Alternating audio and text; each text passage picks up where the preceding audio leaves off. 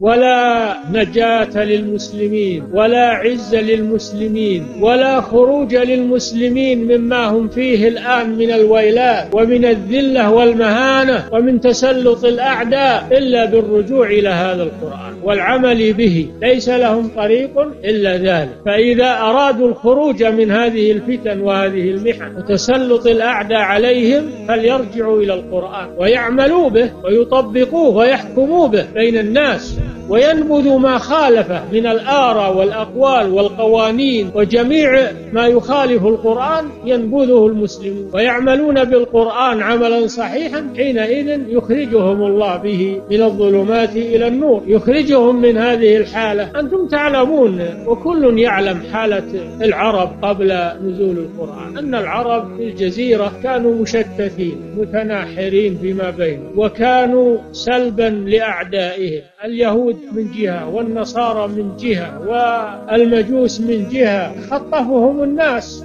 كما قال الله سبحانه: واذكروا إذ كنتم قليل مستضعفون في الأرض تخافون أن يتخطفكم الناس. هذه حالة العرب. فلما جاء هذا القرآن وتمسكوا به وعملوا به خرجوا على العالم غزاة ومجاهدين في سبيل الله، ونصرهم الله على بلاد فارس والروم، واستولوا على المشارق والمغارب. العرب الذين كانوا بالأمس مهانين مستذلين صاروا سادة العالم. بأي شيء؟ بهذا القرآن.